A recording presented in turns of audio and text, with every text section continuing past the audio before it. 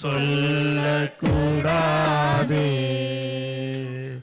மன்னன் கிறிஸ்து என் பாவத்தை எல்லாம் மன்னித்து விட்டாரே. மன்னன் கிறிஸ்து என் பாவத்தை எல்லாம் மன்னித்து விட்டாரே. கூடுவோம் பாடுவோம் பாடுவோம் நன்றாய் மகிழ் கொண்டாடுவோம். கூடுவோம் ஆடுவோம் பாடுவோம் நன்றாய் மகிழ் கொண்டாடுவோம்.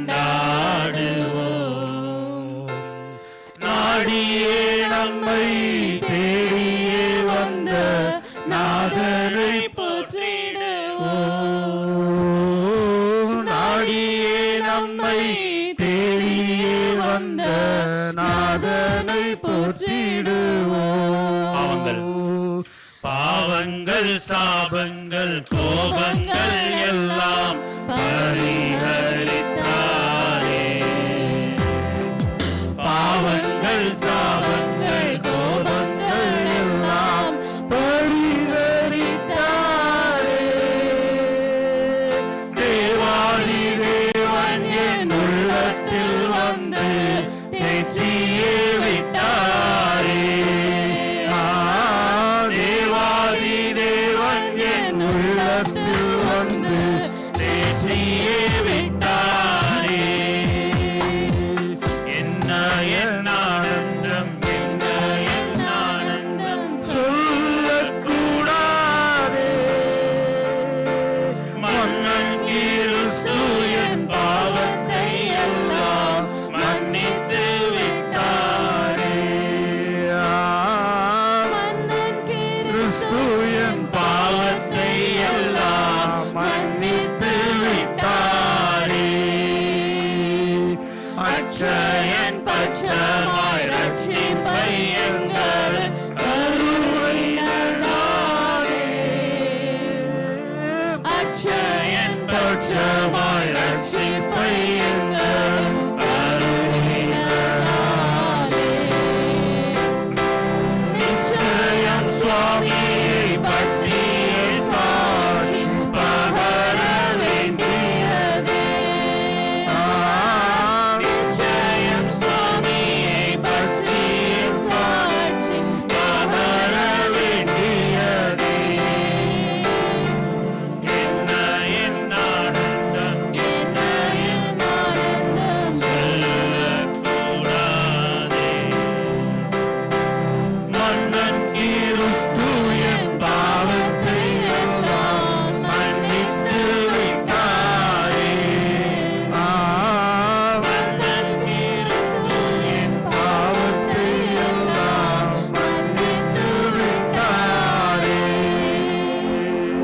வெண்ணங்கி பொன்மூடி வாத்தியம் ஜெயக் கொடியுடனே. வெண்ணங்கி பொன்மூடி வாத்தியம் ஜெயக் கொடியுடனே. மண்ணுலகில் வந்து விண்ணுலகில் சென்ற மன்னனை ஸ்தோத்தரிப்போம். மண்ணுலகில் வந்து விண்ணுலகில் சென்ற மன்னனை ஸ்தோத்தரிப்போம். என்ன என் ஆனந்தம், என்ன என் ஆனந்தம் சொல்லக்கூடாதே. மன்னன் கிறிஸ்து என் பாவத்தை எல்லாம் மன்னித்து விட்டாரே. மன்னன் கிறிஸ்து என் பாவத்தை எல்லாம் மன்னித்து விட்டாரே.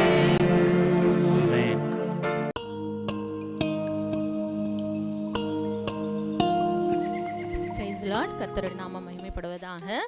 வாசிக்கும்படியாக தெரிந்தெடுக்கப்பட்ட சங்கீதம் 99ஆம் சங்கீதம், 99, Psalms 99. இந்த சங்கீதம் ஆக்சுவலாக எல்லா சங்கீதமும் பார்த்தீங்கன்னா தாவீதின் சங்கீதம், ஸ்தோத்திர சங்கீதம் அப்படின்னு ஏதாவது ஒரு ஹெட்டிங் இருக்கும். ஆனா இந்த சங்கீதத்துல வந்து ஒரு ஹெட்டிங் இல்லை. அப்போ இது என்ன சிச்சுவேஷன்ல இந்த சங்கீதம் எழுதப்பட்டிருக்கு அப்படின்னு பார்க்கும்போது வேத ஆராய்ச்சியாளர்கள் என்ன சொல்றாங்கன்னா, இது வந்து ஒரு ஆராதனையின் சங்கீதமாட்டு இந்த சங்கீதம் வந்து பயன்படுத்தப்பட்டிருக்கு. அதாவது ஆசாரியர்கள் தேவ ஆலயத்துல ஆராதனை செய்யும் போது, அதே மாதிரி இஸ்ரவேலர்கள் வந்து சிங்காசன பிரவேச விழா அப்படின்னு சொல்லி ஒரு விழா கொண்டாடி இருக்காங்க. இது வந்து வேத ஆராய்ச்சியாளர்கள் வந்து அந்த ஹிஸ்டரியை பார்க்கும், இந்த சங்கீதத்தோட ஹிஸ்டரியை பார்க்கும்போது அவங்க சொல்லியிருக்காங்க, சிங்காசன பிரவேச விழா அப்படின்னு சொல்லி ஒரு விழா கொண்டாடி இருக்காங்க. அது எதுக்காக அப்படின்னா, வேறு தேவர்கள் எல்லாம் வந்து தேவர்கள் இல்லை, நம் யெகோவா தேவன் மட்டுமே தேவன். அவர் வந்து தன்னை மோசேக்கு வெளிப்படுத்தும் போது யாவே அப்படின்னு சொல்லி வெளிப்படுத்துறார். அப்படின்னா ஐ வில், நானே அப்படின்னு சொல்லி அவர் வெளிப்படுத்தியிருக்காரு. அதை வச்சு இவர் நம் தேவன் மட்டுமே தான் தேவன், வேற எந்த தேவரும் தேவர்கள் கிடையாது அப்படின்னு சொல்லி அதை நினைவு கூறும் வகையில் வருடம் வந்து இந்த சிங்காசன பிரவேச விழா அப்படின்னு சொல்லி ஒன்று கொண்டாடி இருக்காங்க. ஸோ அந்த டைம்ல வந்து இந்த சங்கீதத்தை ஒரு ஆராதனையா பாடியிருக்காங்க அப்படின்னு சொல்லி வேத ஆராய்ச்சியாளர்கள் சொல்லியிருக்காங்க. ஸோ அப்படிப்பட்ட ஒரு சூழ்நிலையில் பாடப்பட்ட ஒரு சங்கீதம் தான் இந்த சங்கீதம். இந்த சங்கீதத்தை 3 தான் நம்ம பிரிக்கலாம். முதல் 4 வசனம் பார்த்தீங்கன்னா ஆண்டவரை பற்றியும், அவரை துதித்து, அவருடைய நாமத்தை துதித்து, அவர் அரசாளுகிறார், அவரே அரசாட்சி செய்கிற தேவன் அப்படின்னு சொல்லி அர்த்தத்தில் இந்த முதல் 4 வசனம் குறிப்பிடப்பட்டிருக்கு. கர்த்தர் ராஜரிகம் பண்ணுகிறார், அவர் சியோனில் பெரியவர், மகத்துவமும் பயங்கரமுமானது அவருடைய நாமம், அவர் வல்லமையுள்ள தேவன், அவர் நீதியில் பிரியப்படுகிறார் அப்படின்னு சொல்லி முதல் 4 வசனமும் வந்து அவருடைய நாமத்தையும் அவருடைய அரசாட்சி தன்மையும் அந்த இதுல குறிப்பிடப்பட்டிருக்கு. அப்போ இதை வந்து பேசிக்கா நம்ம எப்படி எடுத்துக்கலாம்னா, நம்மளுடைய ஒரு ஆராதனைக்கு, அப்படி இல்லைன்னா நம்மளுடைய ஒரு தனிப்பட்ட ஜெபத்திலும் நம்ம என்ன வழியில செய்யணும் அப்படிங்கிறது நமக்கு ஒரு எக்ஸாம்பிளா இருக்கு இந்த சங்கீதம். ஸோ முதல்ல வந்து நம்மளுடைய ஆராதனையிலையும் சரி, நம்மளுடைய ஜெபத்திலும் சரி, நம்ம என்ன பண்ணுறோம், முதல்ல ஆண்டவரை துதிக்கணும். அடுத்தது 5ஆம் வசனம் பார்த்தோம்னா, நம்முடைய தேவனாகிய கர்த்தரை உயர்த்தி அவர் பாதப்படியிலே பணியுங்கள். அப்போ நம்மளே அர்ப்பணிக்கணும். அடுத்தது வந்து ஒரு அர்ப்பணிப்பு. முதல்ல அவர் நாமத்தை நம்ம துதிக்கிறது, அடுத்தது நம்ம அர்ப்பணிக்கிறது. ஸோ நம்மளுடைய ஜெபம், நம்மளுடைய ஒரு ஆராதனை இந்த வகையில் இருக்கணும். அப்படிங்கிறதுக்கு இது வந்து இந்த சங்கீதத்தை நம்ம ஒரு ஆராதனையின் முறைமை சங்கீதம் அப்படின்னு கூட நம்ம சொல்லலாம். அடுத்தது 6, 7, 8 வசனங்களை பார்க்கும்போது ஒரு எக்ஸாம்பிள் கொடுக்குறாங்க. மோசேயை மாதிரி, ஆரோனை மாதிரி ஆசாரிப்பு ஊழியம் செய்தவங்க, அதே மாதிரி சாமுவேலை போல ஒரு தீர்க்க தரிசன ஊழியம் செய்தவர்கள். இவங்க எல்லாரும் வந்து சில நேரங்கள் ஒருவேளை வழி தவறி இருக்கலாம், ஆனாலும் ஆண்டவர் அவருடைய கிருபையை அவங்கள விட்டு விலக்கவே இல்லை. அவங்க வந்து மன்னிப்பு கேட்கும்போது ஆண்டவர் அதை மன்னித்து அவங்களுக்கு இறங்கி அவர் உதவி செய்கிறவராக இருந்திருக்காரு. அப்போ வந்து அடுத்தது நம்ம என்னது, மன்னிப்பு. நம்ம செய்த தவறுகள், நம்ம ஆண்டவருடைய கட்டளைகளை நினைவு கூர்ந்து நம்ம மன்னிப்பு கேட்கணும், அவருடைய கட்டளைகளை நம்ம பின்பற்றுவோம் அப்படின்னு சொல்லி நம்ம என்ன பண்ணோம், ஆண்டவருக்கு நம்ம வந்து உறுதி கொடுக்கிறோம். அந்த மாதிரி நம்மளுடைய அடுத்த இது வந்து ஜெபம் இருக்கு. அடுத்தது கடைசியான வசனம் என்னன்னா, நம்முடைய தேவனாகிய கர்த்தரை உயர்த்தி அவருடைய பரிசுத்த பர்வதத்துக்கு நேராக பணியுங்கள். நம்முடைய தேவனாகிய கர்த்தர் பரிசுத்தம் உள்ளவர், அவர் வந்து நீதி செய்கிற தேவனாய் இருக்கிறார். எல்லாருக்கும் வந்து அவர் நீதியும் நியாயமும், அதே மாதிரி அவங்கவுங்க செய்யக்கூடிய காரியங்களுக்கு தக்க பலன் கொடுக்கிறவராகவும் இருக்கிறார். நம்ம தப்பு செஞ்சுட்டு தப்பிச்சிட முடியும்னு நினைக்க முடியாது, அதே மாதிரி நம்ம நல்லது செஞ்சதுக்காக நமக்கு பலன் கிடைக்கலையேன்னு நம்ம நினைக்க முடியாது. அவங்கவுங்களுக்கு உள்ள பலன் கரெக்டா அவர் நீதி சரி கட்டுகிற தேவன் அவர் அப்படின்னு சொல்லி வசனம் சொல்லுகிறது. அதே மாதிரி அவர் இரக்கத்தில் ஐஸ்வர்யம் உள்ளவர். ஸோ நம்ம தப்பு பண்ணும்போது மன்னிப்பு கேட்கணும்னு அவர், அதுக்கப்புறம் அந்த தப்பை வந்து நம்ம இனி செய்யாமல் இருக்கிறோம் அப்படிங்கும்போது அவர் நமக்கு இறங்கி மன்னித்து அவருடைய கிருபையினால நம்மளை சூழ்ந்து கொள்கிறவர், நம்மளை மூடி மறைக்கிறவராக இருக்கிறாரு. அவர் பரிசுத்த தேவனாக இருக்கிறதுனால அவரை வந்து நம்மளும் பரிசுத்தமாய் தொழுது கொள்ள வேண்டும். இதுதான் இந்த சங்கீதத்தோட இது. தேங்க்யூ. கொடுத்த சங்கீதத்திற்காக நன்றி செலுத்திக் கொள்கிறேன். துதி ஆராதனைக்குள்ள கடந்து செல்வோம். யாரும் எழுந்து நிற்போம். நம் மத்தியில் கூறுவதற்கு சிவராஜ் அவர்கள் சுந்தரனாக இருப்பார்.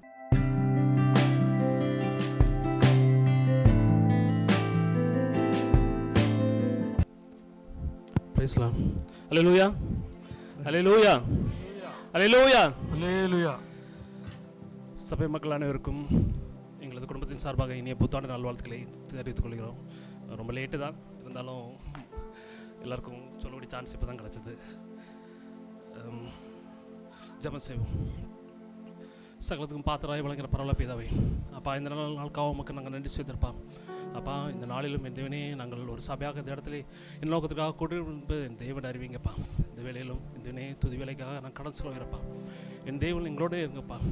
முக்கியமாக நாங்கள் பேசக்கூடிய வார்த்தைகள் ஒவ்வொன்றிலும் என் தேவனே உமது வசனம் மட்டுமே வெளிப்பட என் தேவனுக்கு கிருபை செய்யுங்க.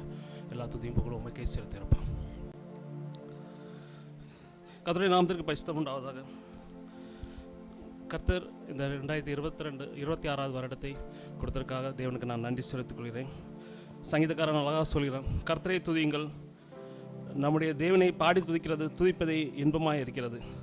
இந்த வனாந்த தேசத்தில் ஏதோ வரும்போது ரொம்ப வெறுமையாக நம்ம வந்திருப்போம். ஆனால் தேவன் இது நாள் வரைக்கும் நம்மளை நடத்தி கொண்டு வந்திருக்காங்க. அவரை நம்ம துதிக்கணும். பல சோதனை நாட்களில் கூட கடந்த காலங்களில் தேவன் நம்மளோட இருந்தாங்க. அவரை நாம் சந்தோஷமாக மகிழ்ச்சியோடு நாம் துதிப்போம். துதித்து பாடிட பாத்திரமே துங்கவன் இயேசுவின் நாமமே. துதித்து பாடிட பாத்திரமே துங்கவன் இயேசுவின் நாமமே. துதிகளின் மத்தியில் வாசம் செய்யும் தூயனையே அம்மாய் சோத்தரிப்போமே. அற்புதமே அவர் நடத்துதலே, ஆனந்தமே பரமானந்தமே, நன்றியார் உள்ளமே மிக பொங்கிடுதே. நாம்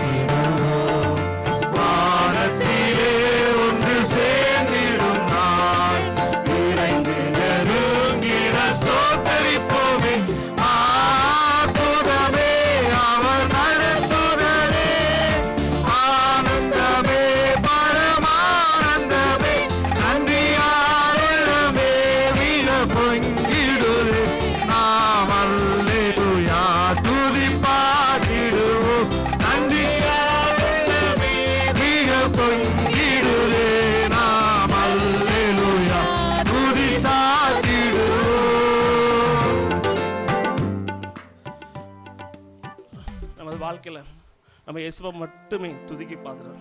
துதிகள் மத்தியில் வாசம் செய்கிறோம். இனிமேலும் வரக்கூடிய காலங்களில் நம்ம கூட இருந்து நம்ம நடத்தி செல்கிறோங்க. நன்றி நிறைந்த உள்ளத்தோடு ஒவ்வொரு நாளும் நாம் அவரை ஆராதிக்கணும். சங்கீதம் 146:2 சொல்லு வாசம் சொல்லுது, நான் உயிரோடு இருக்க மட்டும் கர்த்தரை துதிப்பேன், நான் உள்ளளவும் என் தேவனை கீர்த்தனை பண்ணேன். சங்கீதம் 63:4 அதே வார்த்தை, என் உயிருள்ளவரை உம்மை துதிப்பேன், உமது நாமத்தை சொல்லி என் கையெடுப்பேன் என்று வசனம். அவருடைய நம்மளுடைய ஜீவன் உள்ள மட்டும் அவரை நாம துதிக்கணும்னு சொல்லியது. நம்ம தாயின் கருவில் நம்ம உருவாக்கும் முன்னாடி நம்ம பெயர் சொல்லி அழைத்தவர் அதுதான். தாயின் மேலாக நம்ம அன்பு வச்சவர். ஒருவேளை சொந்தக்காரங்க கூட சிலத்துல நம்ம மேல அன்பு செலுத்தாம போகலாம். ஆனா தேவன் எப்போ நம்ம மீது அன்பாக இருக்கக்கூடியவர். நம்ம எத்தனை முறை இடர்னாலும் அத்தனை முறை நம்ம மன்னிக்கக்கூடியவர். ஒருவேளை நம்ம பின்னோக்கி சென்று கொண்டிருந்தாலும் முன்னாடி வந்து நிறுத்தக்கூடியவர். எப்பவுமே நன்மையும் கிருபையும் மட்டுமே நம்மளை தொடர செய்யக்கூடியவர் அவர் மட்டும்தான். பாவி என்று யார் தாழ்னாலும் சரிதான். என் மகன் கூட வரமாட்டானா, எனக்காக என்னோட வந்து ஜெபிக்க மாட்டானா, வேதவசை தியானிக்கப்பட்டான் என்று உன்னை அணைக்கிறதுக்காக காத்து கொண்டிருப்பார் அவர் மட்டும்தான். அவரை ஆராதிங்க. உங்கள் ஜீவன் உள்ள நாட்கள் வர நீங்க அவரை ஆராதிங்க. உங்க சுவாசம் ஒளி வர அவர் ஆராதிப்போம். எல்லோரும் சந்தோஷமா கைகளை தட்டி உம்மை ஆராதிப்பேன், உம்மையே ஆராதிப்பேன், எங்கள் ஜீவன் முடிய மட்டும், எங்கள் ஜீவன் பெரிய மட்டும் நாங்கள் உண்மையை ஆராதிப்போம் என்று ஒருவரும் ஆராதிப்போம்.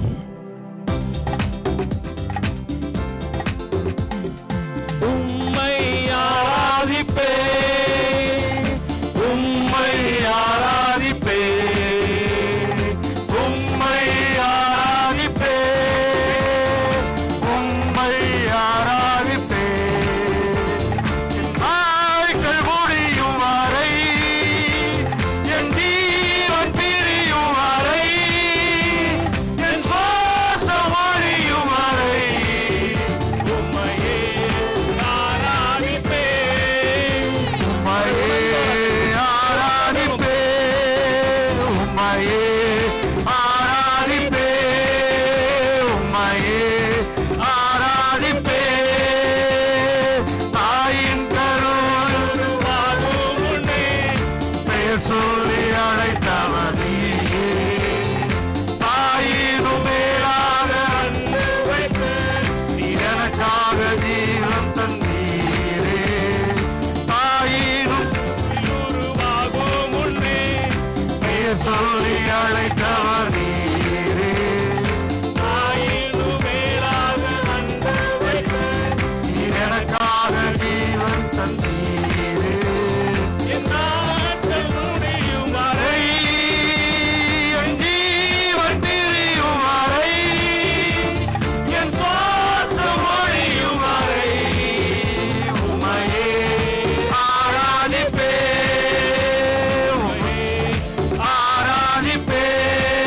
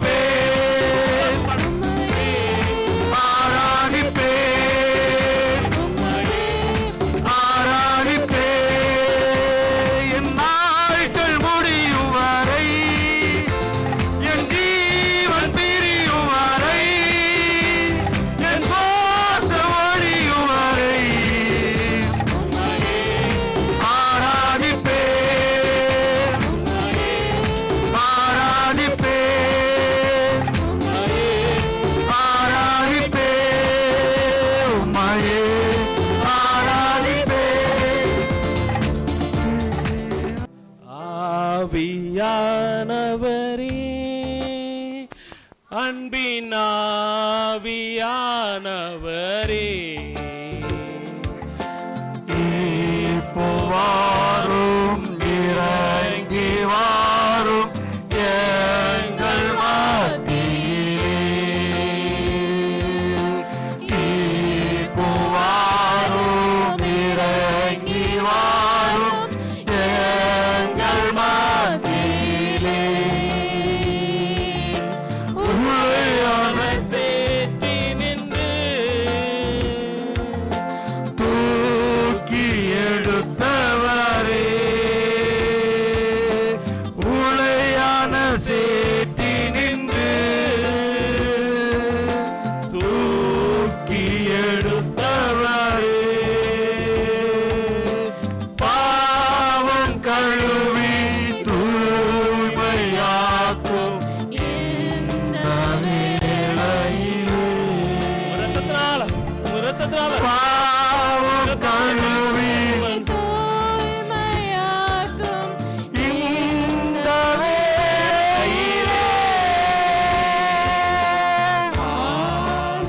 ஆவியானவரே அன்பின் ஆவியானவரே, இப்போ வாரும் இறங்கி வாரும் எங்கள் மத்தியிலே. இப்போ வாரும் இறங்கி வாரும் எங்கள் மத்தியிலே. சீனாய் மலையினிலே இறங்கி வந்தவரே, சீனாய் மலையினிலே இறங்கி வந்தவரே, ஆத்மதாகம் தீர்க்க வாரும் இந்த வேளையிலே. ஆத்மதாகம் தீர்க்க வாரும் இந்த வேளையிலே. ஆவியானவரே, அன்பின் ஆவியானவரே,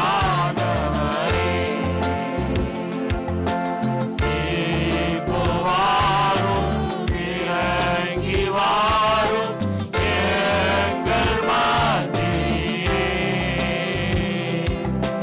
இப்போ வாரும் இறங்கி வாரும் எங்கள் மத்தியிலே. ஆவியின் வரங்களினாலே ஆவியின் வரங்களினால் என்னையும் நிரப்பிடுவே. ஆவியின் வரங்களினால் என்னையும் நிரப்பிடுவே. எழுந்து ஜொலிக்க என்னை ஊற்றும் இந்த வேளையிலே. எழுந்து ஜொலிக்க என்னை ஊற்றும் இந்த வேளையிலே. ஆவியானவரே, எல்லாரும் கையில வச்சு சொல்லலாம். ஆவியானவரே, இந்த அன்பின் ஆவியானவர் இந்த இடத்துல இறங்கி வாருங்கப்பா. எல்லாரும் கையில உயர்த்தி நம்ம சொல்லுவோமா? எல்லாரும் கையில உயர்த்தி பரலோகம் நாம் பாடக்கூடிய பாடலை துதியோட துதியும் சந்தோஷப்படட்டும். எல்லாரும் இரு கையில உயர்த்தி அந்த இடத்துல வாருங்க, இந்த இடத்துல அசைவாடுங்க. உங்க பிரசன்னத்தில் நிரப்புங்க. ஒவ்வொருவரும் அவரை நினைத்து, அவர் நம்ம அருகில் இருக்கார் நினைத்து நம்ம சொல்லுவோம். அப்பா, என் அருகில வாங்க, அப்பா அருகில வாங்க வாங்க சொல்லி கேட்குமா? வசனம் சொல்லுகிறது. கேட்கக்கூடிய எல்லாம் தேவன் தரக்கூடியவராய் ஆவியானவர் தரவுள்ளவராய் பிள்ளைகளே, ஒவ்வொரு கேளுங்க. என் இதயத்துல வாருங்க, என் இதயத்துல வாருங்க. அப்பா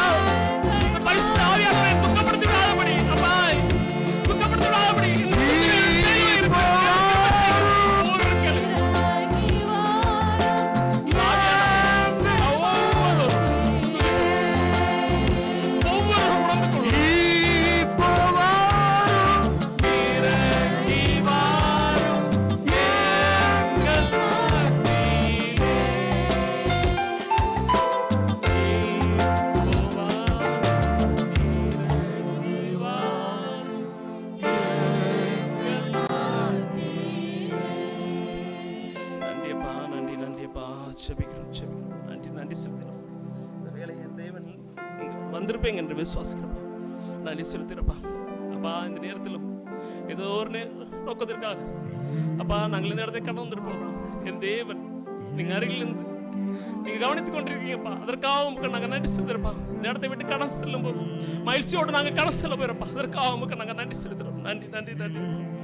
ஒவ்வொரு நாளும் என் தேவனே நீர் செய்த நன்மையை எண்ணி துதிக்கக்கூடிய பிள்ளைகளாக எங்களை மாற்றுங்கப்பா.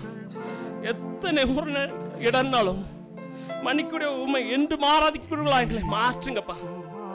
உடைக்கப்பட்ட நேரத்திலாம் சோர்ந்து போன நேரத்திலாம் எங்க கூட இருந்து அப்பா நீங்க தந்த கிருபைய அப்பா நாங்கள் ஒரு நாளும் உதாசீனப்படுத்தி விடாதபடி என் தேவனே நீங்க எங்க கூடவே இருங்கப்பா. அவையானவர் நீ எங்க கூடவே இருங்கப்பா. உண்மை நாங்கள் ஒருபோதும் துக்கப்படுத்தி கூடாதப்பா. எங்களை சிந்தனை செயல் ஒன்றுமே உண்மை துக்கப்படுத்தி கூடாதப்பா. தேவனே அதற்கு உதவி செய்யுங்க. இந்த வருடம் முழுவதும் உங்களை கற்றுக்கொள்கிறப்பா. இந்த வருடம் முழுவதும் என் தேவனே நீங்க கண்ணின் கருவழிப்பா காத்து நடத்துங்க அப்பா. நாங்கள் கெஞ்சி கேட்கிறோப்பா. நாங்கள் ஒன்றுமில்லைப்பா. நாங்கள் எங்களை தாழ்த்தி பணிகிறோம். மீட்பம் கேட்கிற பரல பிதாவே. Amen amen. Praise the lord. Hallelujah. Praise the lord. துதி ஆராதனை கொடுத்த மகனுக்காக நன்றி செலுத்துகிறேன். இன்னும் கூட தேவன் அவரை இன்னும் ஊழியத்திலே பயன்படுத்துவார் என்று விசுவாசிக்கிறேன். தேவனுடைய வார்த்தைக்காக கடந்து செல்வோம். மத்தியில் இருக்கக்கூடிய பிரதர் சுரேஷ் அவர்கள் தேவனுடைய வார்த்தையை எடுப்பார்.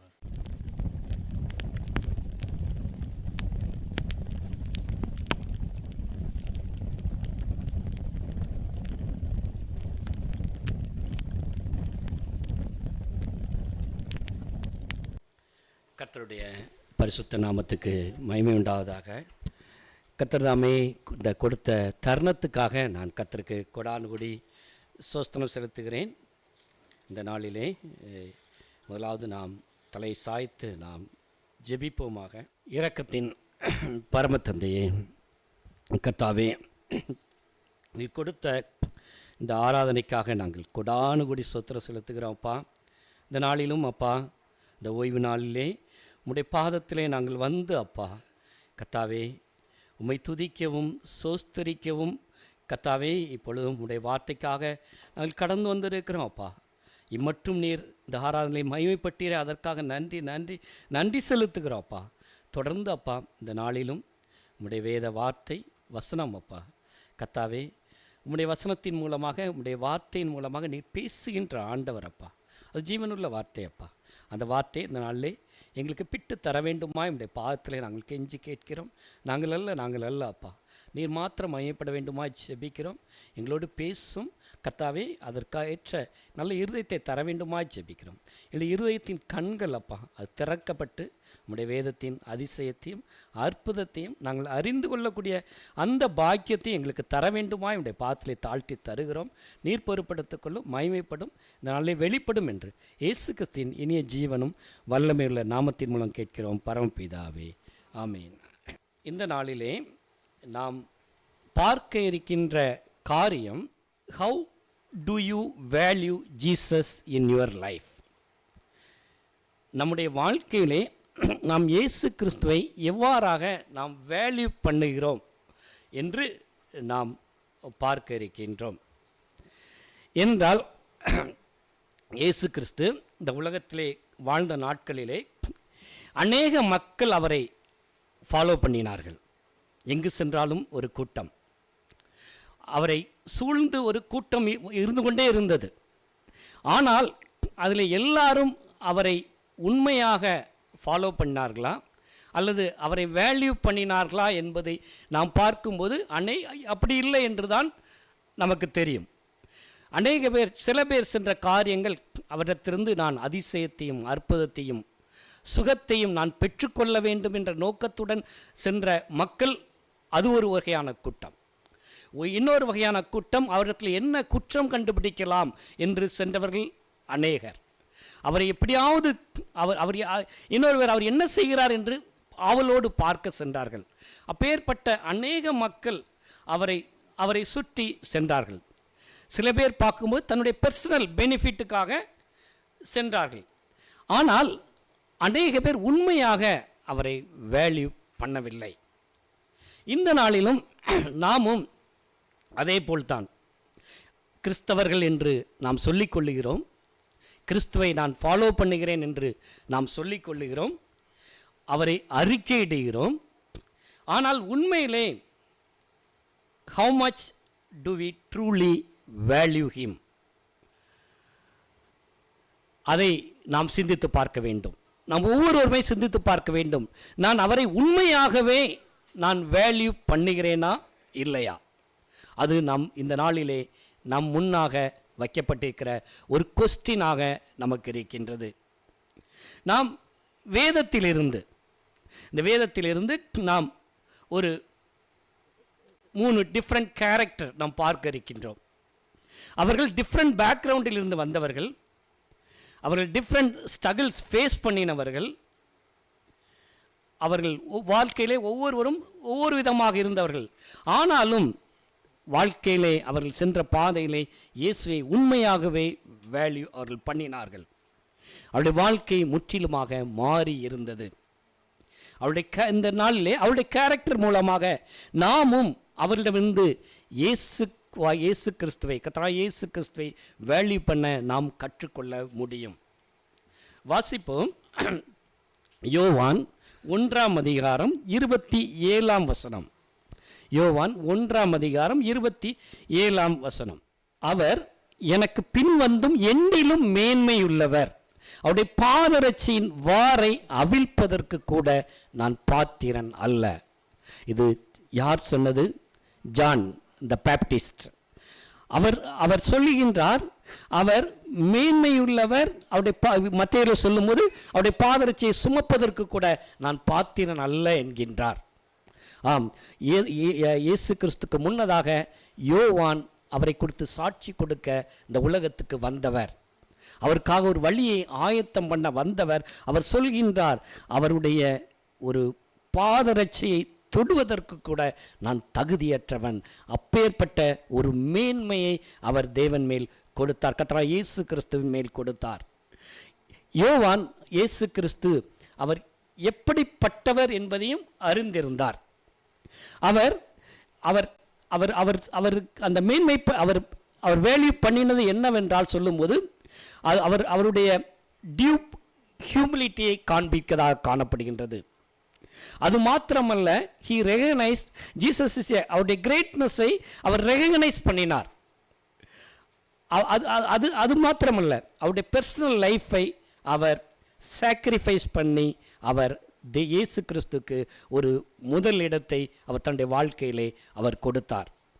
அவர் இயேசு கிறிஸ்து எப்படிப்பட்டவர் என்பதை அவர் அறிந்திருந்தார். அந்த அறிந்திருந்தார் என்று சொல்லும்போது அந்த யோவான் 1 அவர் தெளிவாக அவர் கொடுக்கப்பட்டிருக்கிறது. இயேசு கிறிஸ்து யார், அவர் எப்படிப்பட்டவர். முதல் வசனத்தை நாம் வாசிப்போம். முதல் 2 வசனங்கள்.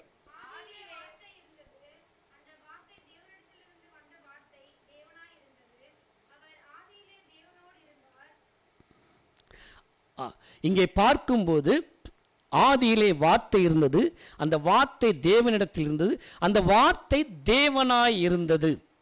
அவர் ஆதியிலே தேவனோடு இருந்தார். அந்த வார்த்தையானது அவர் வார்த்தையின் அவர் இந்த உலகத்திலே உண்டானது எல்லாமே அவராலே உண்டாயிற்று, அவரை அல்லாமல் ஒன்றுமில்லை என்று இங்கே 3 வசனத்திலே சொல்லப்பட்டிருக்கின்றது. அப்போ முதலாவதாகவே இயேசு கிறிஸ்து அவர் தேவனோடு இருந்தார். உலகம் உண்டாவதற்கு முன்னதாகவே அவர் தேவனோடு இருந்தார். அவர் மூலமாகவே எல்லாம் உண்டாயிற்று. அந்த வார்த்தை மாம்சமாகி இந்த உலகத்திலே அவர் வந்தார். அதை அவர் யோவான் அறிந்திருந்தார். அது மாத்திரமல்ல, அவருக்குள் என்ன இருந்தது? ஜீவன் இருந்தது. அந்த ஜீவன் மனுஷருக்கு, மனுக்குலத்துக்கு ஒரு ஒளியாக இருந்தது என்று சொல்லப்பட்டிருக்கின்றது. அந்த ஒளி என்று சொல்லும்போது அந்த ஒளி எந்த மனுஷனையும், அது எப்பேற்பட்ட மனுஷன், அவன் எப்பேற்பட்ட ஒரு பாவத்திலே இருந்தாலும், அது எப்பேற்பட்ட ஒரு ஒரு ஒரு ஒரு கொடுமையான மனுஷனாக இருந்தாலும் அப்பேற்பட்ட மனுஷனையும் ஒரு பிரகாசிப்பிக்கிற ஒளியாக இருந்தார். அதுதான் இங்கே மிக மிக முக்கியமாக இருக்கின்றது. அதை குறித்து தான் இங்கே யோவான் ஒரு சாட்சி கொடுத்தார். நான் ஒளி அல்ல, நான் அவர் அல்ல, ஆனால் அந்த ஒளியை குறித்து நான் சாட்சி கொடுக்க வந்தவன் என்று சொல்லி அவர் எந்த மனுஷனையும் ஒரு பிரகாசிப்பிக்கிற ஒரு ஒளியாக இருக்கிறார் என்று அவர் அவர் அவர் அவர் அவர் இங்கே இங்கே இங்கே கண்டுகொண்டார். அந்த கண்டுகொண்டதினாலே அவர் சாட்சியும் அங்கே கொடுத்தார். எல்லாருடைய மக்களுக்கு முன்பாகவும் அவர் சாட்சியும் கொடுத்தார். அது மட்டுமல்ல, இயேசு கிறிஸ்து யார் என்று பார்க்கும்போது வசனம் 17 சொல்லப்பட்டிருக்கின்றது. அவர் எவ்வாறு இந்த உலகத்திலே தேவன் மோசேயின் மூலமாக ஒரு நியாயப்பிரமாணத்தை கொடுத்தார். நியாயப்பிரமாணம் எதற்காக கொடுக்கப்பட்டது? எப்படி வாழ வேண்டும், எப்படி வாழக்கூடாது என்று அன்று இஸ்ரவேல் ஜனங்களுக்கு மோசேயின் மூலமாக நியாயப்பிரமாணம் கொடுக்கப்பட்டது. ஆனால் இயேசு கிறிஸ்துவின் மூலமாக தேவனால் என்ன கொடுக்கப்பட்டு? கிருபையும் சத்தியமும் இயேசு கிறிஸ்துவின் மூலமாக உண்டாயின என்று இங்கே 17ஆம் வசனத்திலே பார்க்கும்போது நாம் சொல்லப்பட்டிருக்கிறது. அந்த கிருபையும் சத்தியமும் இயேசு கிறிஸ்துவின் மூலமாக நமக்கு உண்டாயிருக்கின்றன. அப்பேற்பட்ட அந்த இயேசு கிறிஸ்துவை நாம் எவ்வாறாக வேல்யூ பண்ணுகிறோம் என்று சிந்தித்து பார்க்க வேண்டும். வாசிப்போம். நீதிமொழிகள் 16ஆம் அதிகாரம் 6ஆம் வசனம். Proverbs chapter 16 verse 6.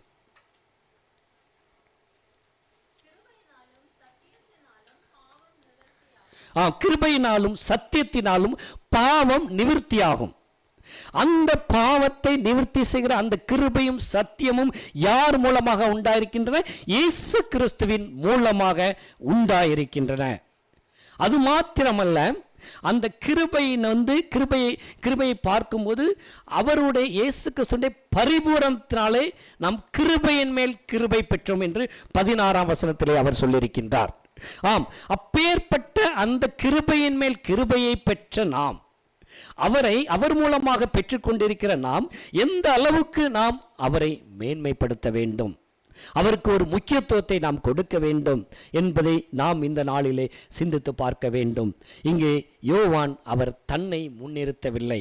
எல்லா சூழ்நிலையிலும் அவரை பார்க்கும்போது எந்த சூழ்நிலையிலுமே அவரை முன்னிறுத்தவில்லை. இதோ உலகத்தின் பாவத்தை சுமந்து தீர்க்கிற தேவ ஆட்டுக்குட்டி என்று மக்களிடம் அங்கே இயேசுவை தான் காண்பித்தார். அவர் தன்னை காண்பிக்கவே இல்லை. அங்கே இயேசு கிறிஸ்துவை தான் அவர் சொன்னார். நான் அவரை அறியாதிருந்தேன், இப்பொழுதோ நான் அவரை அறிந்து கொண்டேன் என்று சொல்லி அவர் உங்களுக்கு எதனால்? பரிசுத்த ஆவியினாலே ஞானஸ்நானம் கொடுக்கிறவர் என்று அவர் சாட்சி கொடுத்தார். அவர் அது மட்டுமல்ல, இவர் தேவனுடைய குமாரன் என்று சொல்லும்போது அதற்கு ஒரு பெரிய புதிய ஏற்பாட்டிலே அநேக இடங்களிலே தேவனுடைய குமாரன் என்று சொல்லப்பட்டிருக்கின்றது. அந்த தேவனுடைய குமாரன் என்று அதை விசுவாசிக்க வேண்டும். அதுதான் ஒரு பாட்டம் ஆஃப் த மெசேஜ். அதை தான் யூதர்கள் ஏற்றுக்கொள்ளவே இல்லை. இங்கே பார்க்கும்போது அவர் தேவனுடைய குமாரன். அவர் யூதர்களிடம் சொல்கிறார், இவரே தேவனுடைய குமாரன் என்று அவர் சாட்சி கொடுத்தார். இந்த நாளிலே நாம் அவரை தேவனுடைய குமாரனாக நாம் ஏற்றுக்கொண்டிருக்கிறோம். அது மாத்திரமல்ல, வாசிப்போம் 12ஆம் வசனத்தை வாசிப்போம். யோவான் 1ஆம் அதிகாரம் 12ஆம் வசனத்தை.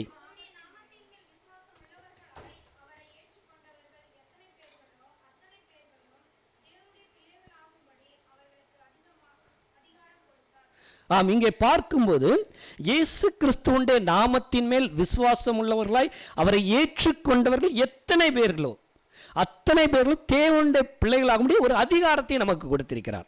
அப்போ நாம் யார்? தேவனுடைய பிள்ளைகள். அப்போ தேவனுடைய பிள்ளைகள் என்ற அதிகாரத்தை நாம் பெற்றுக்கொண்ட நாம் அது யார் மூலமாக உண்டாயிருக்கிறது? இயேசு கிறிஸ்து மூலமாக உண்டாயிருக்கிறது என்று நாம் அதை பெற்றுக்கொண்ட நாம் அவரை எந்த அளவுக்கு வேல்யூ பண்ண வேண்டும் என்பதை நாம் சிந்தித்து பார்க்க வேண்டும். அது மாத்திரமல்ல, நாம் தேவனாலே பிறந்தவர்கள். நாம் இரத்தத்தினாலே அல்ல, மாம்ச சித்தத்தினாலே அல்ல, புருஷத்துடைய சித்தத்தினாலே பிறவாமல் தேவனாலே பிறந்தவர்கள் என்று வசனம் 13 சொல்லப்பட்டிருக்கின்றது. நாம் தேவனாலே பிறந்தவர்கள், நாம் தேவனுடைய பிள்ளைகள் என்ற அந்த ஒரு பாக்கியத்தையும் நாம் பெற்றுக்கொண்டிருக்கின்றோம். நாம் எந்த அளவுக்கு நாம் தேவனை மேன்மைப்படுத்துகிறவர்களாக இருக்கிறோம் என்பதை நாம் சிந்தித்து பார்க்க வேண்டும். நாம் வாசிப்போம். யோவான் 3ஆம் அதிகாரம் 30ஆம் வசனம். இதுதான் இங்கே யோவானுடைய அறிக்கை. அவர் பெருக வேண்டும், நான் சிறுக வேண்டும். ஆம், நம்முடைய வாழ்க்கையிலும் நம்முடைய அன்றாட வாழ்க்கையிலே இயேசு கிறிஸ்து ஒவ்வொரு காரியத்திலும், நாம் கையிட்டு செய்கின்ற ஒவ்வொரு காரியத்திலும் அவர் பெருக வேண்டும், நான் சிறுக வேண்டும். நாம் அதிலே நமக்கு என்று ஒன்றுமே கிடையாது. என்னுடைய பெயர் அல்லது எந்த காரியத்தில் நாம் செய்கின்ற ஒவ்வொரு காரியத்திலும், அது ஊழிய காரியமாக இருக்கலாம் அல்லது எந்த காரியமாக இருக்கலாம், அதிலே நான் அல்ல, என் இயேசு கிறிஸ்து மையப்பட வேண்டும் என்று, அவர் பெருக வேண்டும் என்று, அவருக்காக நம்முடைய தாளந்துகளை நாம் வெளிப்படுத்துகிறவர்களாக இருக்க வேண்டும். நம்முடைய ஒவ்வொருவருக்கும் அவர் தாளந்துகளை கொடுத்திருக்கின்றார். யாருமே கொடுக்கவில்லை என்று சொல்ல முடியாது. அந்த தாளந்து அது எதுவாக இருந்தாலும் என் தேவனுக்கு பயன்பட வேண்டும், அவர் பெருக வேண்டும், நான் அல்ல. அதை செய்யும் போது அவர் மையப்படுகின்ற தேவனாக இருக்கின்றார். அது மாத்திரமல்ல, அவ்வாறாக நாம் அவரை வேல்யூ பண்ணி அவருக்குரிய இடத்தை நாம் கொடுக்கும்போது, அந்த முதல் இடம், ஏனென்றால் தேவன் நமக்கு எதிர்பார்க்கின்ற காரியங்கள் ஒரு ஃபர்ஸ்ட் பிளேஸ். அந்த முதல் இடம் நாம் அவருக்கு நம்முடைய every part of the life அல்லது எந்த ஏரியா ஆஃப் த லைஃப் எதுவாக இருந்தாலும் அதில் அவருக்கு அந்த முதல் இடத்தை கொடுக்கும்போது அவர் மேன்மைப்படுகின்ற தேவனாக இருக்கின்றார். அது மாத்திரமல்ல, என்னை கனம் பண்ணுகிறவனை நானும் கனம் பண்ணுவேன் என்று அவர் வாக்கு கொடுத்திருக்கின்றார். என் பிதாவின் முன்பாக நான் அறிக்கையிடுவேன் என்று அவர் மத்தேயிலே சொல்லியிருக்கின்றார். ஆம், நாம் அதை அப்பேற்பட்ட அந்த பாக்கியத்தை தேவன் நமக்கு ஆசீர்வாதத்தை அவர் கொடுக்கின்றார். அந்த ஆசீர்வாதத்துக்கு பாத்திரவான்களாக நாம் மாற வேண்டும் என்றால் நாம் அவருக்கு கொடுக்க வேண்டிய அந்த வேல்யூ, ஃபர்ஸ்ட் பிளேஸ், அது நம்முடைய வாழ்க்கையின் ஒவ்வொரு பார்ட் ஆஃப் த லைஃப்லையும் இருக்க வேண்டும். அது ஏதோ சில காரியங்களிலே மட்டுமல்ல, எல்லா காரியத்திலும் அவர் இருக்க வேண்டும். அவருக்கு முதலிடம் என்கின்ற அந்த ப்ரையாரிட்டியை நாம் செட் பண்ணும்போது நம்முடைய வாழ்க்கையிலே ஒரு பெரிய மாற்றத்தை நாம் காண முடியும். அதை நாம் ஒரு சேலஞ்சாக நாம் எடுத்துக்கொள்ளலாம்.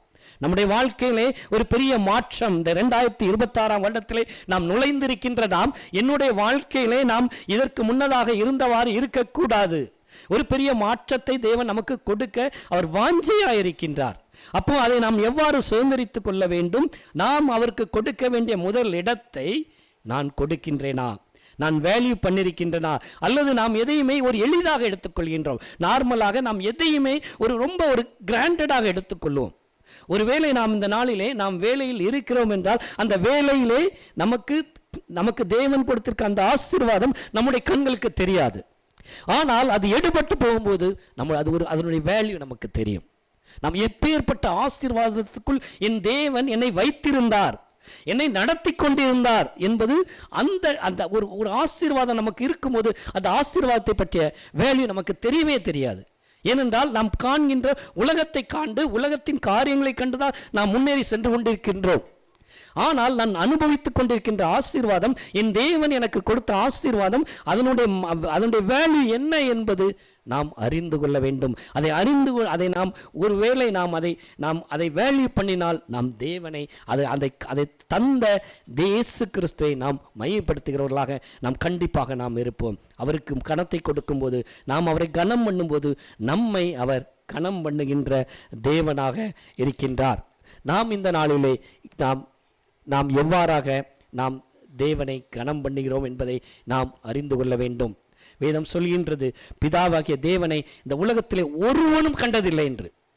அவருடைய ஒரே குமாரனாய் இயேசு கிறிஸ்து, அவர் மட்டும்தான் பிதாவை வெளிப்படுத்தியிருக்கின்றார். அந்த நாளிலே பழைய ஏற்பாட்டிலே சொல்லும்படி யாவே, நானே, அந்த நானே என்கின்றவர் ஜீசஸ். அவர்தான் அதை வெளிப்படுத்தியிருக்கின்றார். நானே வள்ளியும் சத்தியமும் ஜீவனுமா இருக்கிறேன் என்று யோவானிலே திருப்பி வரும் நானே என்று. அதை இந்த உலகத்தின் மக்கள், யூதர்கள் அநேக பேர் அதை ஏற்றுக்கொள்ளவில்லை. ஆம், அதை விசுவாசிக்கிறவன் குமாரனை உடையவன், பிதாவை உடையவன் என்று வேதம் சொல்கிறது. குமாரனை உடையவன், ஜீவனை உடையவன் என்று சொல்கிறது. அந்த இயேசு கிறிஸ்துவின் பரிபூரணத்திலே நாம் எல்லோரும் நாம் கிருபையின் மேல் கிருபையை நாம் பெற்றிருக்கிறவர்களாக இருக்கின்றோம்.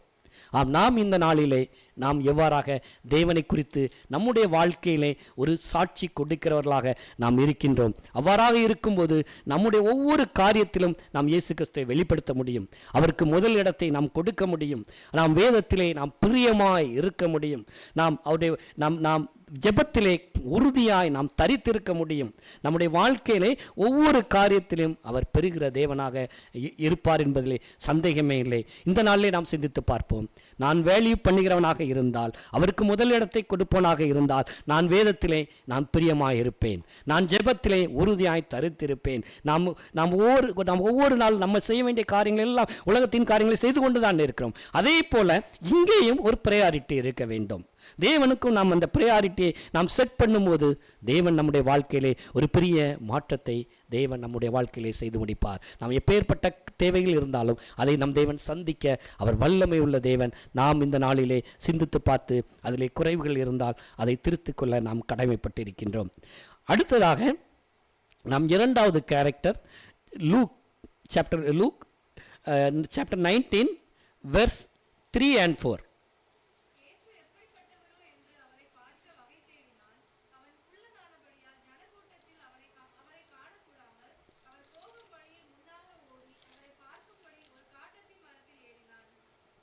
ஆம், இதை யாரை குறித்து சொல்லப்பட்டிருக்கின்றது? சகேயு. இயேசு எப்படிப்பட்டவரோ என்று அவரை பார்க்க வகை தேடினான். அவர் போகும் வழியிலே முன்னாக ஓடி அவரை பார்க்கும்படி ஒரு காட்டத்தி மரத்திலே ஏறினான். இதுதான் இங்கே சகேயு இயேசு கிறிஸ்துவை காண ஒரு வாஞ்சை வைத்திருந்தார். அவர் அவர் அவர் அவர் சகேயுவை பார்க்கும்போது, யார் இந்த சகேயு? அவர் ஒரு டாக்ஸ் கலெக்டர். அது மட்டுமல்ல, அதனுடைய டாக்ஸ் கலெக்டருடைய டீம் லீடராகவும் இருக்கின்றார். அவன் ஒரு வெல்த்தி மேன், ஐஸ்வர்யவான். ஆனால் சொசைட்டியால் புறக்கணிக்கப்பட்டவன். அவன் வெல்த் எப்படி வந்தது? அவனை சொல்லும்போது பாவியான மனுஷன் என்று சொல்கிறார்கள் யூதர்கள். அப்பேற்பட்ட ஒரு புறக்கணிக்கப்பட்ட மகன், புறக்கணிக்கப்பட்ட மனிதன், ஆனால் வெல்த்தி, அவன் ஐஸ்வர்யவனாக இருக்கின்றான். அவன் இயேசுவை குறித்து கேள்விப்பட்டு அவன் இயேசு கிறிஸ்துவை வேல்யூ பண்ணது more than his wealth, more than his position, more than his status, எல்லாவற்றையும் அவன் பார்க்கவே இல்லை. அதைவிட அவரை வேல்யூ பண்ணி அவரை கேள்விப்பட்டவுடன் எப்படியாவது அவரை நான் காண வேண்டும். அங்கே கூட்டம் இருக்கின்றது. நான் அவனை பார்க்க முடியாது என்றவுடன் அங்கே 30-40 அடி அந்த காட்டத்தி மரத்திலே அவன் ஏறிவிட்டான். ஏறி அவரை காண வேண்டும் என்று அவன் இருதயத்துள்ள வாஞ்சையினாலே அவன் அவரை காண அங்கே ஏறி இருக்கின்றான். ஆனால் இங்கே இயேசு கிறிஸ்து பார்க்கும்போது அதை அறிந்து அங்கே வந்து, சீக்கிரமாய் நீ இறங்கி வா, நான் இன்றைக்கு உன் வீட்டிலே தங்க வேண்டும் என்று சொல்கின்றார். ஆம், நம் தேவன் இருதயத்தை காண்கின்ற தேவன். இருதயத்தின் வாஞ்சை அவனுக்கு ஒரு சிறு பொறிதான். எவ்வாறு நான் பார்க்க வேண்டும்? நான் பாவியான மனுஷன்தான். ஆனாலும் அவரை காண வேண்டும் என்ற வாஞ்சை அந்த இருதயத்திலே ஒரு சிறு பொறி இருந்தது. அவன் சென்றான். ஆனால் இயேசு கிறிஸ்து அவர் தூரத்திலே இருந்தாலும் சமீபத்திலே இருந்தாலும் அவர் நமக்கு தேவனாயிருக்கின்ற தேவன். அவர் அறிந்து கொண்டு அவனை நோக்கி அவன் வந்து, வா, இறங்கி வா, நான் உன் வீட்டிலே தங்க வேண்டும் என்று சொல்லுகிறான். அவன் சந்தோஷத்தோடு ஏற்றுக்கொண்டான் என்று வேதம் சொல்லுகின்றது. சந்தோஷத்தோடு ஏற்றுக்கொண்டு அவரை அழைத்து சென்றான் என்று பார்க்கின்றோம். ஆம், இந்த நாளிலே தேவன் நம்முடைய இருதயத்தின் வாஞ்சையை அவர் பார்க்கின்றார். நான் எவ்வாறு வாஞ்சையா இருக்கின்றேன்? இயேசு கிறிஸ்து மேல் அவர் நாம் கொஞ்சம் வாஞ்சை காட்டினாலும் போதும். அவர் முழுவதுமாகவே அவர் உள்ளே வந்து அவர் வாசம் பண்ணி நம்மை வழி நடத்த ஒரு வல்லமை உள்ள தேவனாக இருக்கின்றார். அவர் வழி நடத்துகின்ற தேவன். அவர் சென்றவுடன் அவன் வீட்டுக்கு அங்கே ரட்சிப்பு வந்து விட்டது. இன்றைக்கு இந்த வீட்டுக்கு ரட்சிப்பு வந்தது என்று சொல்லி, அது மாத்திரமல்ல, இவன் வாசிப்போம் வசனம் 9 and 10.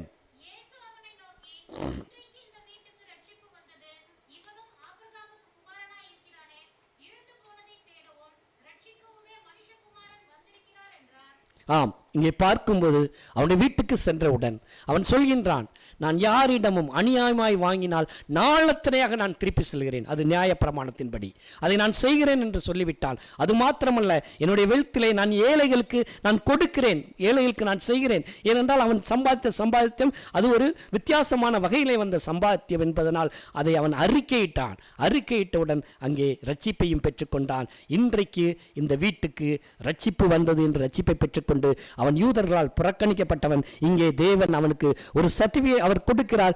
ஆபிரகாமுக்கு குமாரன் என்ற அந்த ஒரு பாக்கியத்தையும் அங்கே தேவன் சொல்கின்றார். ஏனென்றால் அவன் அங்கே அவர்களால் புறக்கணிக்கப்பட்டிருந்தான். அந்த சோசியல் ஸ்டேட்டஸிலே அவன் தள்ளப்பட்டவனாக இருந்தான். இங்கே தேவன் அவனுக்கு சாட்சி கொடுக்கின்றார். அது மாத்திரமல்ல, ஏன் மனுஷகுமாரன் வந்திருக்கின்றார்? ஆம், தேவனுடைய ஒரே பேரான குமாரன். அவர் எதற்கு வந்திருக்கின்றார்? அங்கே லூக்கா 19:10 வசனத்தை சொல்லப்பட்டிருக்கிறது, இழந்து போனதை தேடவும் ரட்சிக்கவுமே மனுஷகுமாரன் வந்திருக்கின்றான். இதுதான் லூக்கா சுவிசேஷத்தின் முழுவதுமாக உள்ள கீவேர்ட். அந்த கீவேர்ட் இதான், இழந்து போனதை தேடவும் ரட்சிக்கவே மனுஷகுமாரன் இந்த உலகத்திற்கு வந்திருக்கின்றார். ஆம், அதை இங்கே இந்த இடத்திலே அவர் சொல்கின்றார், உன்னை தேடிதான் நான் வந்தேன், உன்னை தேடிதான் என்று. அங்கே சகையை தேடி அங்கே வந்த தேவன் அவருடைய இருதயத்தில் உள்ள வாஞ்சையை அவர் மகிமைப்படுத்தினார். இந்த நாளிலே நாமும் அவருக்காக ஒரு சிறு சிறு காரியங்கள், அது என்ன காரியமாக இருந்தாலும் நம்முடைய இதயத்தில் இருக்கலாம், அது எப்பேற்பட்ட காரியமாக இருந்தாலும் அந்த காரியங்கள் இருந்தால் கூட அதை தேவன் நாம் அதை செய்யும்போது அவர் முழுவதுமாகவே நம்மை வழி நடத்துகின்ற தேவனாக இருக்கின்றார். நாம் எவ்வாறு இந்த உலகத்தில் நடக்க வேண்டும்? இந்த உலகத்தில் நடக்க ஞானம் தேவை. ஞானம் இல்லாமல் இந்த உலகத்திலே வாழ முடியாது. என்றால் ஒரு பொல்லாத உலகம். இந்த பொல்லாத உலகம் எப்படி யாரை ஏமாற்றலாம் என்று ஒரு சுற்றித் திரிகின்ற ஒரு உலகமாக இருக்கின்றது. இந்த உலகத்தில் நடக்க நமக்கு ஞானம் வேண்டும்.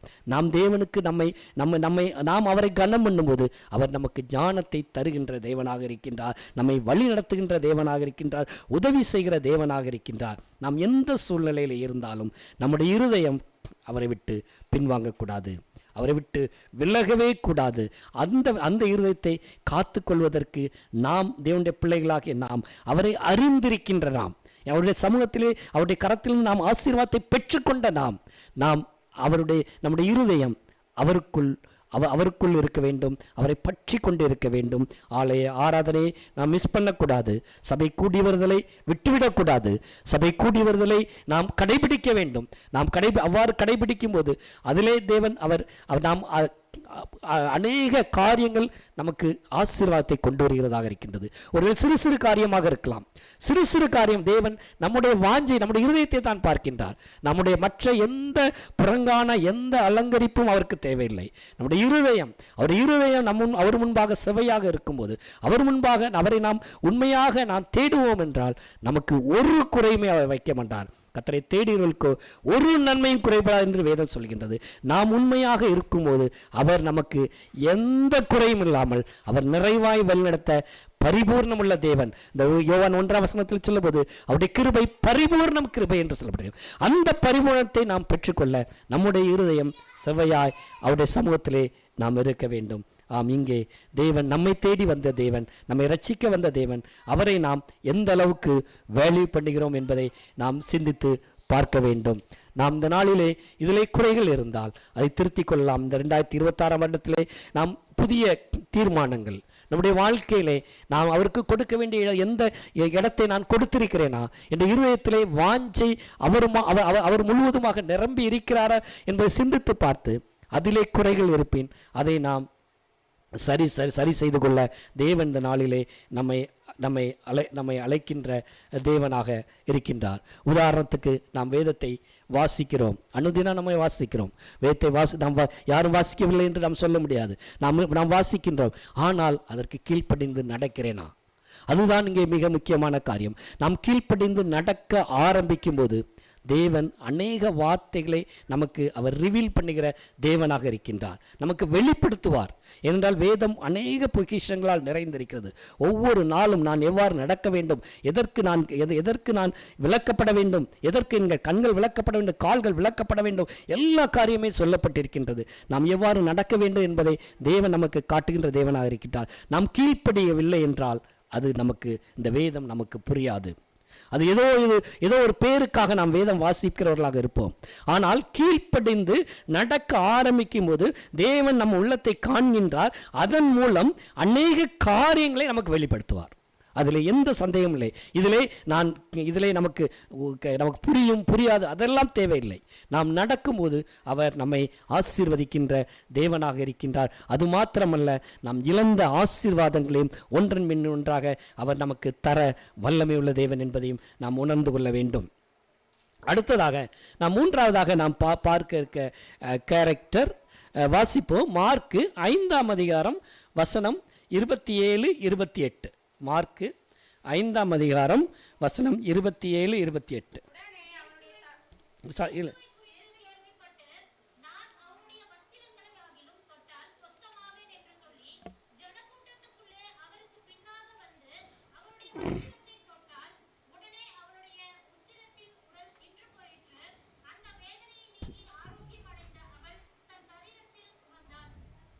ஆம், இங்கே பார்க்கும்போது இதை குறித்து நமக்கு தெரியும்.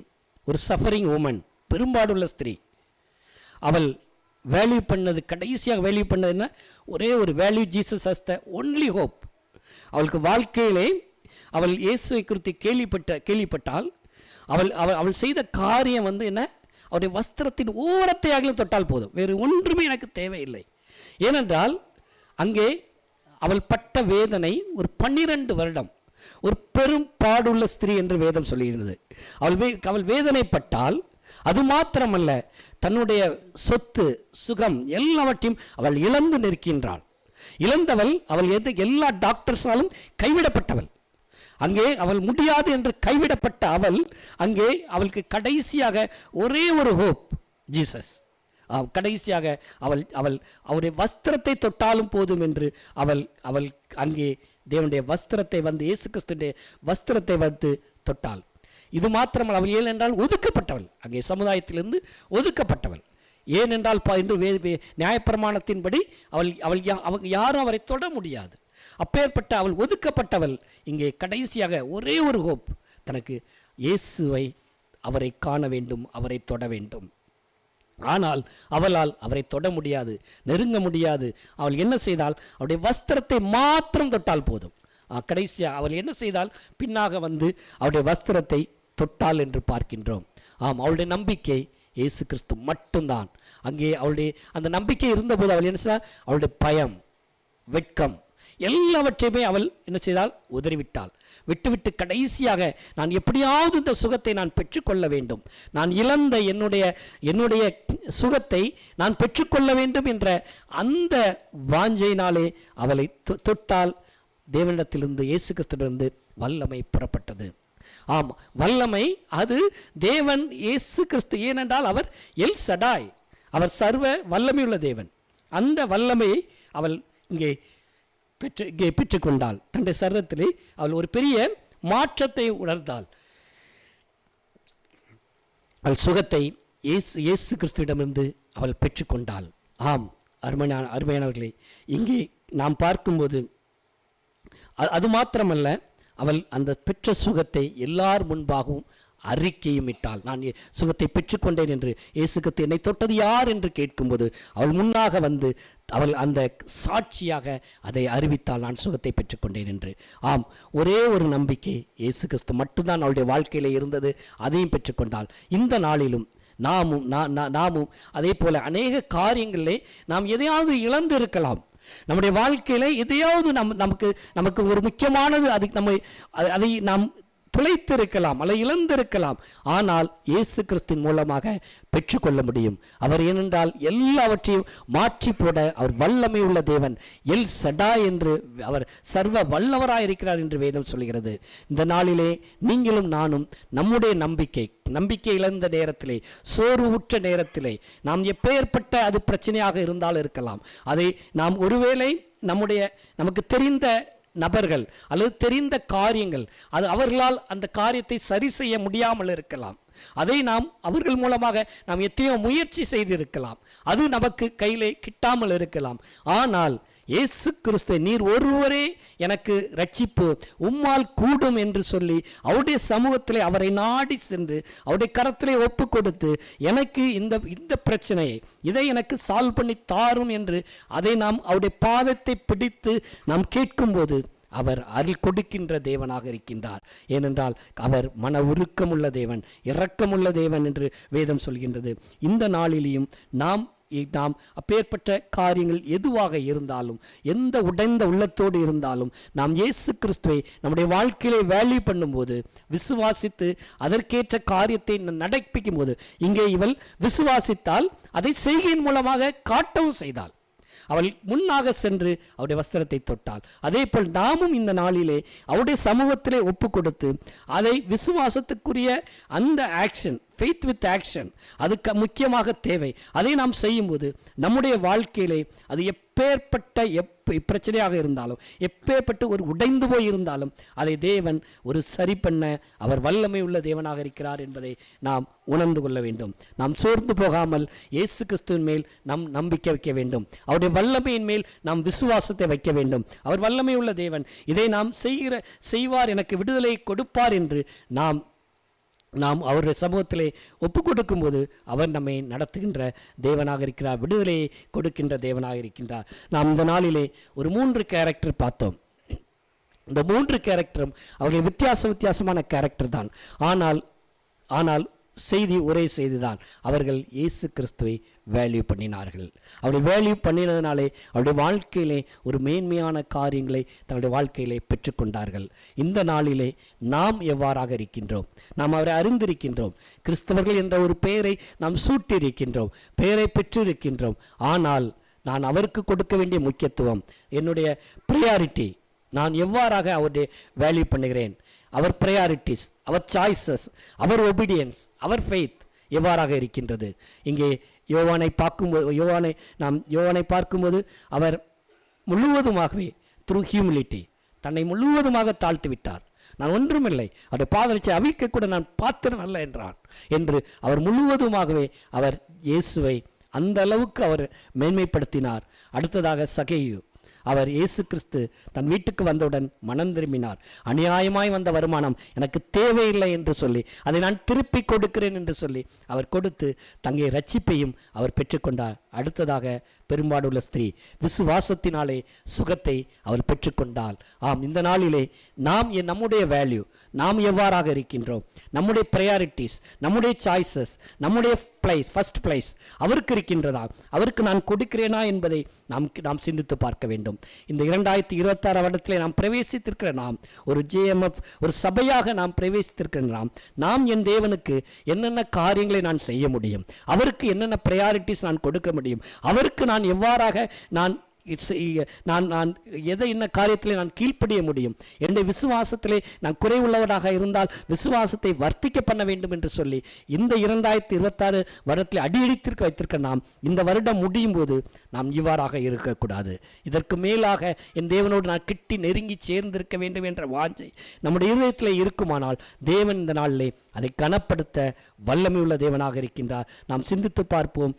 குறைகள் இருந்தால் நாம் திருத்திக் கொள்ள இந்த நாளிலே தேவன் நம்மை அழைக்கின்றார். ஒரு சிறு காரியங்கள் எதுவாக இருந்தாலும் அவருக்கு முதலிடத்தை கொடுப்போம். அவருக்கு முதலிடத்தை கொடுத்து நாம் உதாரணத்துக்கு நாம் வீட்டை விட்டு வெளியே செல்கிறோம், அடிக்கடி நாம் செல்கிறோம் வருகிறோம். ஆனால் செல்லும்போது நாம் ஜெபித்து விட்டு செல்கிறோமா இல்லையா?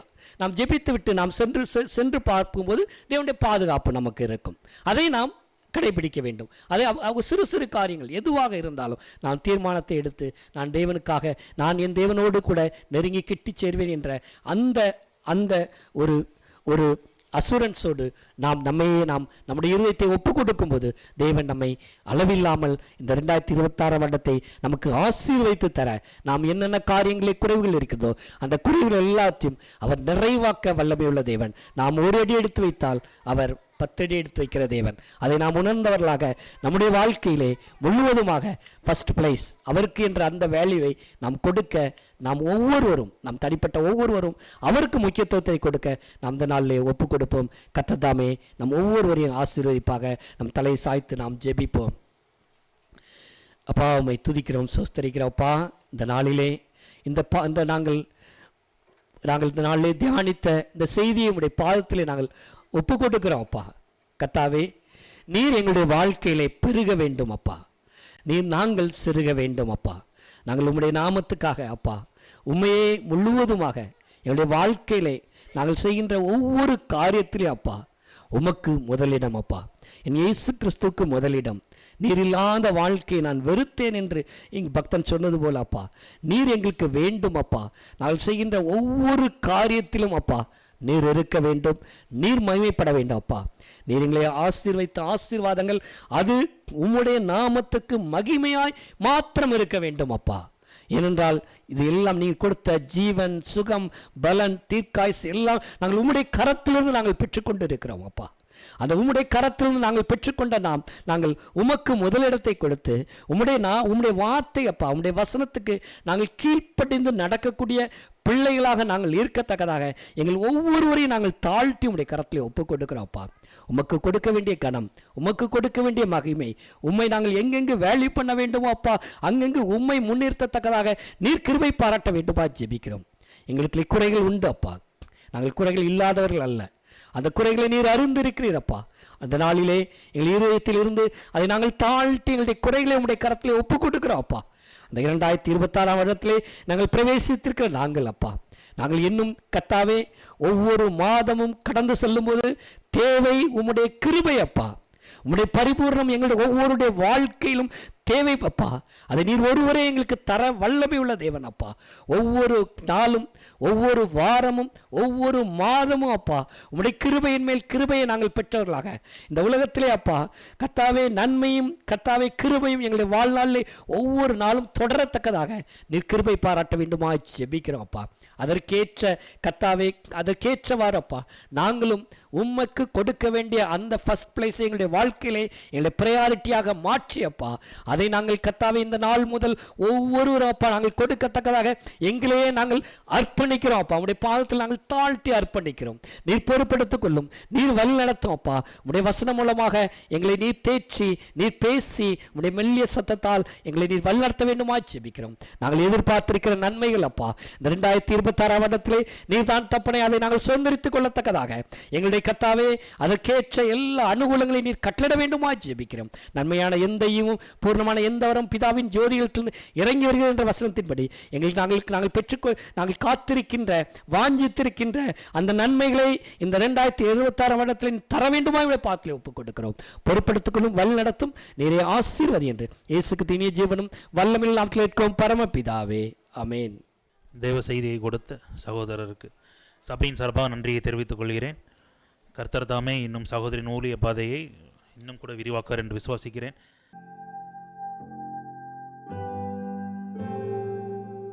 ஸ்தோத்திரம். ஹல்லேலூயா. கர்த்தர் நல்லவர். காலை முதலே வேலை வரையிலும் கர்த்தர் நம்மை கண்மணி போல பாதுகாத்தார். நல்ல ஆராதனை கர்த்தர் நம்மை வாய்க்க செய்தார். கர்த்தருக்கு நாம் நன்றி சொல்லுவோம். ஹல்லேலூயா, ஹல்லேலூயா, ஹல்லேலூயா.